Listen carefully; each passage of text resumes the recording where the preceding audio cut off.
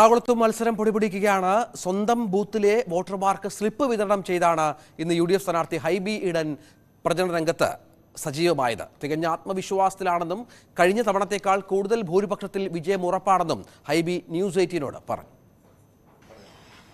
ജനം വിധിയെഴുതാൻ ഇനി മണിക്കൂറുകൾ മാത്രം ബാക്കി നിൽക്കെ സ്ഥാനാർത്ഥികൾ അവരുടെ അവസാനവട്ട വോട്ടുറപ്പിക്കുകയാണ്. ഇന്ന് നിശബ്ദ പ്രചാരണം, നാളെ വോട്ട് ഇടുകയാണ് ജനം. ഇപ്പോൾ എന്നോടൊപ്പം ഉള്ളത് എറണാകുളത്തിന്റെ സ്ഥാനാർത്ഥി UDF സ്ഥാനാർത്ഥി ഹൈബി ഈഡനാണ്. നല്ല ചൂടാണ്, വോട്ട് ഇങ്ങനെ അടുത്തെത്തി. നാളെയാണ് ജനം വിധി എഴുതുന്നത്. എറണാകുളത്തിന്റെ ഹൃദയത്തിൽ തന്നെയാണോ ഹൈബി? പൊരിയുന്ന വെയിലാണെങ്കിലും പൊള്ളുന്ന വിഷയങ്ങളാണ് രാജ്യത്തെ ബാധിക്കുന്നത്. അതുകൊണ്ടൊരു മതേതര ഇന്ത്യക്കായി വോട്ട് ചെയ്യണം എന്നാണ് എനിക്ക് ആദ്യമായി നിങ്ങളോട് റിക്വസ്റ്റ് ചെയ്യാനുള്ളത്. ഹൃദയത്തിലാണോ ഹൈബി ഈഡൻ എന്നുള്ളത് ജനങ്ങൾ എഴുതേണ്ട പ്രോഗ്രസ് കാർഡാണ്. അത് ഒരു ഹിസ്റ്റോറിക്കൽ വിൻ എറണാകുളത്ത് ഉണ്ടാവും എന്നാണ് ഞങ്ങൾ പ്രതീക്ഷിക്കുന്നത്. കാരണം ജനങ്ങളിൽ നിന്ന് ലഭിച്ചിട്ടുള്ള ഫീഡ്ബാക്ക് അങ്ങനെയാണ്. പൊതുവെ നമ്മൾ പോയ ക്യാമ്പയിന് പോയ എല്ലാ ഇടങ്ങളിൽ നിന്നും സാധാരണയിൽ നിന്നും വിപരീതമായി കുറെ കൂടി എന്തൂസിയാസം ആളുകളുടെ ഇടയിലുണ്ട്. ഈ കഠിനമായ ചൂടിനെ അവഗണിച്ച് അവർ വോട്ട് ചെയ്യാൻ എത്തും. കാരണം അവരെ സംബന്ധിച്ചൊരു പ്രധാനപ്പെട്ട ഒരു ഓപ്പർച്യൂണിറ്റിയാണ് പ്രതികരിക്കാൻ വേണ്ടിയിട്ട്. ഒരുപാട് ആളുകൾ നല്ല കമന്റ്സ് പറഞ്ഞിട്ടുണ്ട്.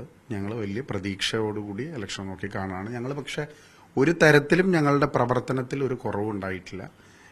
ഞങ്ങൾ സ്ഥാനാർത്ഥിയെ നിശ്ചയിച്ചത് ഇത്തിരി വൈകിയാണെങ്കിലും ഞങ്ങൾ പ്രചരണത്തിൽ ഒരിക്കലും പിന്നോട്ട് പോയിട്ടില്ല. അത് പരസ്യ പ്രചരണങ്ങളാണെങ്കിലും അഡ്വർടൈസ്മെന്റിന്റെ കാര്യത്തിലാണെങ്കിലും ജനങ്ങളെ കാണുന്ന കാര്യത്തിലാണെങ്കിലും ഞങ്ങളുടെ സ്ക്വാഡ് പ്രവർത്തനങ്ങൾ ഏറ്റവും ഭംഗിയായിട്ട് നടന്നൊരു കോൺസ്റ്റിറ്റ്യുവൻസിയാണ് എറണാകുളം. ഞങ്ങൾ ഇറക്കിയിട്ടുള്ള പ്രോഡക്ട്സ് ആണെങ്കിലും ഇപ്പോൾ ഞാൻ 5 വർഷം MP എന്നുള്ള രീതിയിൽ ചെയ്ത കാര്യങ്ങൾ ജനങ്ങളിലേക്ക് എത്തിക്കാനും ഞങ്ങൾക്ക് സാധിച്ചിട്ടുണ്ട്. അതുകൊണ്ട് ജനം നന്നായി വിലയിരുത്തും എന്നാണ് ഞാൻ കരുതുന്നത്.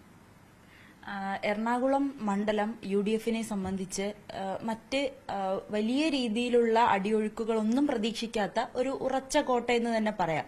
എങ്കിൽ പോലും പലപ്പോഴും ഇതിനു മുൻപ് നമ്മുടെ ചരിത്രമുണ്ട് UDFനെ കാല് പതറിയ. അപ്പോൾ ഈ ഒരു സാഹചര്യത്തിൽ അങ്ങനെ വല്ല ഏതെങ്കിലും തരത്തിലുള്ള ഒരു ടെൻഷൻ ഉണ്ടോ? അല്ല, ഒരിക്കലും അങ്ങനെ ഒരു സേഫ് സോൺ എന്ന് പറയുന്ന ഒരു സാധനം ഇല്ല. ജനങ്ങളെ നമ്മൾ don't take them for granted. അതുകൊണ്ടാണ് MP ആയി അതിന് ശേഷമുള്ള 5 വർഷവും ഓരോ ദിവസവും ക്യാമ്പയിൻ പോലെ തന്നെയാണ് ജനങ്ങളുടെ ഇടയിൽ നിലനിന്നിട്ടുള്ളത്. പാർലമെന്റിൽ സംസാരിക്കുകയോ MP ഫണ്ട് ചെലവഴിക്കുകയോ പദ്ധതികൾ നടപ്പാക്കുക മാത്രമല്ല, അതിനെല്ലാം അപ്പുറമായി ഒരുപാട് റീച്ച് ഔട്ട് പ്രോഗ്രാംസ് അവരുടെ ആരോഗ്യം വിദ്യാഭ്യാസം ഒക്കെ മുൻ നിർത്തിയിട്ട് ഞാൻ ചെയ്തിട്ടുണ്ട്. അപ്പോൾ അതൊക്കെ ചെയ്യുന്നത് ഒരു സേഫ് സോണിൽ അങ്ങനെ ചെയ്യേണ്ട കാര്യമില്ലല്ലോ. പക്ഷെ ജനങ്ങൾ ഒരിക്കലും നമ്മൾ അണ്ടർ എസ്റ്റിമേറ്റ് ചെയ്യരുത്. അവർക്ക് അവരുടെ കൂടെ ഒരാളായിട്ട് ഞാൻ അവരുടെ അടുത്ത് ഒരു MPയോ ഒരു ജനപ്രതിനിധിയോ എന്നതിനേക്കാൾ കൂടുതൽ ഒരു ബോയ് നെക്സ്റ്റ് ഡോർ എന്നുള്ളതാണ്. അവർക്ക് ഹൈബി എന്ന് എന്നെ തികച്ചു വിളിക്കേണ്ട കാര്യമില്ല. അത്രേ അടുപ്പമുള്ള സൗഹൃദമുള്ള ആളുകളാണ്. അതുകൊണ്ട് തന്നെ അവര് തീർച്ചയായിട്ടും വലിയ ഭൂരിപക്ഷത്തോട് ജയിപ്പിക്കും എന്ന് തന്നെ ഞാൻ പ്രതീക്ഷിക്കാം. ഇന്ന് ഡ്രസ്സിലും ഒക്കെ വളരെ വ്യത്യസ്തനായിട്ടാണ് കാണുന്നത്. സാധാരണ വെള്ളയൊക്കെ ഇട്ട് നമ്മൾ നടന്നൊരു വ്യക്തി ഇന്ന് വേറൊരു ഗെറ്റപ്പിലും കൂടി കാണുന്നുണ്ട്. അത് നിശബ്ദ പ്രചാരണം ആയതുകൊണ്ടാണ് ഒരു റിലാക്സിംഗ് ഡേ. സാധാരണ വെള്ളയും മാത്രമല്ല, ചിലപ്പോൾ ഒരു ട്രൈ കളർ ഷോളും ഉണ്ടാവും. കാരണം സ്ഥാനാർത്ഥിയെ ഐഡന്റിഫൈ ചെയ്യാൻ ഒരു കൂട്ടം ആളുകളുടെ ഇടയിൽ നിന്ന് അത് സ്റ്റാൻഡ് ഔട്ട് ചെയ്ത് നിൽക്കും. പക്ഷെ ഇന്ന് ഞങ്ങളുടെ കോളനിയിൽ തന്നെ, ഞാൻ സാധാരണ എല്ലാ വർഷവും കോളനിയിലെ ആളുകളെ നേരിട്ട് കാണാറുണ്ട്.